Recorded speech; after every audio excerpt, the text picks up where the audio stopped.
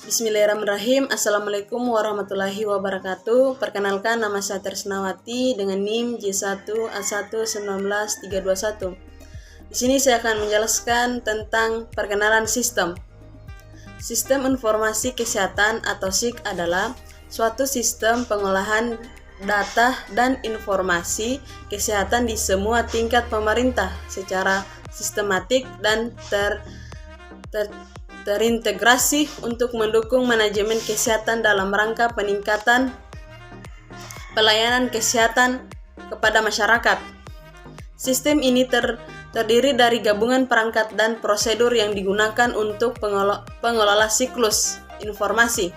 Informasi kesehatan adalah hal yang selalu diperlukan dalam pembuatan program kesehatan, baik dari analisis situasi, penentuan prioritas, pembuatan alternatif solusi, pengembangan program, pelaksanaan, dan pemantauan sehingga proses evaluasi. Lanjut, SIK menurut WHO merupakan salah satu dari 6 building block atau komponen utama dalam sistem kesehatan di suatu negara.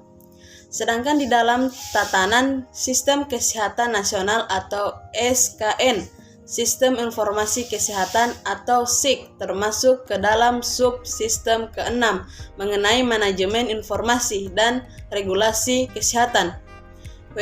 WHO juga menyabarkan manfaat dari investasi sistem informasi kesehatan, antara lain membantu pengambilan keputusan untuk mendatasi dan mengendalikan masalah kesehatan, mampu memperkembangkan dan meningkatkan serta memberdayakan individu dan komunitas dengan cara dan mudah dipahami, serta melakukan berbagai perbaikan kualitas pelayanan kesehatan.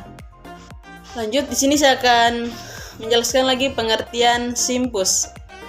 SIMPUS Informasi Manajemen Puskesmas atau SIMPUS merupakan salah satu tatanan atau peralatan yang menyediakan informasi atau membantu proses manajemen puskesmas dalam mencapai sarana kegiatan.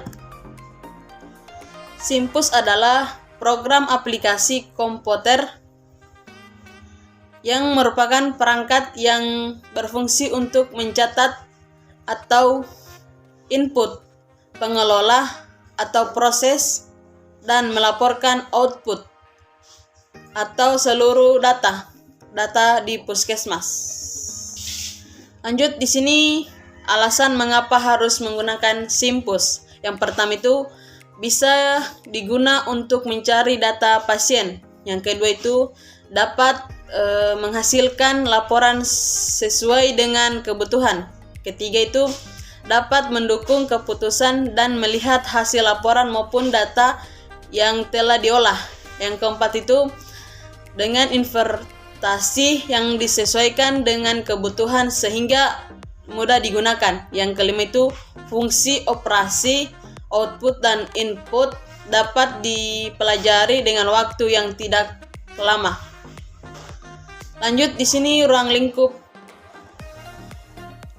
SIMPUS ada beberapa. Di sini yang pertama itu ada sistem atau manajemen user. Yang kedua itu loket. Yang ketiga itu poli BP atau umum. Yang keempat itu poli gigi. Yang kelima itu lab atau radiologi. Yang keenam itu apotik. Yang ketujuh itu poli KIA. Yang kedelapan itu UGD. Yang kesembilan itu rawat inap. Yang ke-10 itu kegiatan luar gedung atau UKM. Yang ke-11 itu pojok gigi. Yang ke-12 itu pelayanan KB. Yang ke-13 itu manajemen aset. Yang keempat itu pegawaian. Di sini saya akan membahas poin kedua, yaitu tujuan dari SIM. Tujuan dari SIM terbagi atas 3, yaitu 1. Penyediaan informasi dalam hal menghitung produk, harga pokok jasa, serta tujuan lain dari manajemen. Kedua, penyediaan layanan informasi yang dipergunakan menjadi media pengelola, perencanaan, evaluasi, serta sebagai sarana. Yang ketiga adalah secara garis besar sistem manajemen untuk sistem informasi untuk manajemen bertujuan untuk mempermudah dan pengelolaan pekerjaan dari perusahaan tertentu. Dari kelompok kami membahas tentang Simpus. Simpus ialah sistem informasi manajemen puskesmas. Tujuan dari Simpus adalah terbagi menjadi: satu, sebagai pedoman menyusun dan perencanaan tingkat puskesmas. Kedua, sebagai dasar pemantauan dan evaluasi layanan puskesmas. Ketiga, untuk mengatasi berbagai hambatan pelaksanaan program layanan Kesmas. Baik, pada kesempatan kali ini saya akan membahas poin ketiga, yaitu manfaat. Nah, di mana kita ketahui secara umum manfaat sebuah sistem informasi kesehatan di dalam suatu fasilitas kesehatan diantaranya adalah: yang pertama yaitu memudahkan pasien mendapatkan pelayanan kesehatan. Yang kedua yaitu memudahkan fasilitas kesehatan dalam mendata setiap pasien yang mendaftar untuk berobat atau berkunjung untuk berobat. Yang ketiga yaitu mengontrol semua kegiatan yang berlangsung di dalam fasilitas kesehatan tersebut. Nah, dari kelompok kami menggunakan Simpus. Simpus adalah suatu perangkat lunak yang berfungsi untuk memenuhi kebutuhan puskesmas dalam mengolah data-data yang dimiliki. Nah, manfaat dari Simpus adalah: yang pertama yaitu mempermudahkan dan mempercepatkan pelayanan. Yang kedua, membakukan prosedur dan standar pelayanan. Yang ketiga, mendapatkan data dari informasi yang sah. Yang keempat, dengan seketika saling terhubung antara semua pihak pemantau. Dan yang kelima, mengurangi beban kerja petugas puskesmas dari Dinas Kesehatan.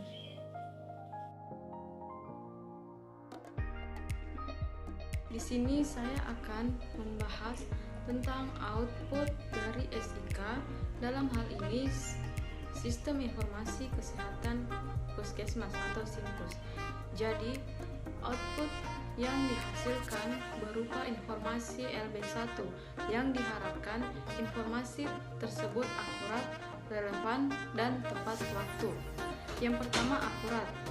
Simpus data morbiditas dilakukan oleh petugas Simpus setelah data tersebut direkap sebelumnya, sehingga kesalahan akibat kurang ketelitian dari sumber data dapat diatasi. Informasi dinilai akurat karena sesuai dengan data hasil rekapan dimasukkan tanpa ada yang diubah sebelumnya. Jadi akurat karena data yang dimasukkan tetap itu yang jadi informasi, tidak ada yang diubah-ubah. Sejauh ini akurat soalnya apa yang dimasukkan ke situ itu juga yang dihasilkan tentang kegiatan puskesmas. Kalau data yang dimasukkan akurat, yang secara tidak langsung informasi yang dihasilkan juga akurat. Untuk yang kedua itu tepat waktu. Waktu informasi untuk LB1 dilaporkan ke Dinas Kesehatan paling lambat tanggal 5 bulan berikutnya. Permasalahan yang ada berkaitan dengan keterlambatan dalam pengiriman data. Ini disebabkan karena proses pengumpulan data yang tidak tepat waktu. Di setiap tanggal 5 bulan berikutnya untuk laporan bulan ini misalnya yang telat, pertama juga tapi tidak seiring. Satu laporan ke dinas tanggal 5 pernah juga telat karena pengumpulan telat, laporan juga telat. 3 laporan atau LB1 yang sama dengan laporan lain ke Dinas Kesehatan Kabupaten dikirim setiap tanggal 5 bulan berikutnya. Telat kalau datanya telat dikumpul. Kemudian untuk output Simpus yang berikutnya itu harus relevan. Maksudnya informasi untuk LB1 yang dihasilkan sudah relevan karena informasi LB1 yang digunakan untuk pengambilan keputusan dalam hal ini berkaitan dengan perencanaan, walaupun hanya sebatas merencanakan dan harus mengikuti panduan yang telah disediakan oleh Dinas Kesehatan Kabupaten. Kalau untuk perencanaan ada mungkin penyakit-penyakit tertentu yang mengalami peningkatan, tapi kembali lagi ke pemegang program.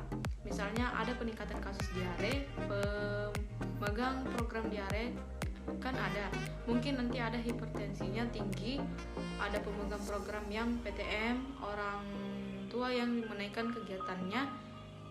Kalau umpamanya perencanaan atau panduannya itu kan umpamanya dari gizi, ada panduannya itu dari dinas. Apa saja kegiatan-kegiatan dimasukkan, kalau ada yang lain boleh juga.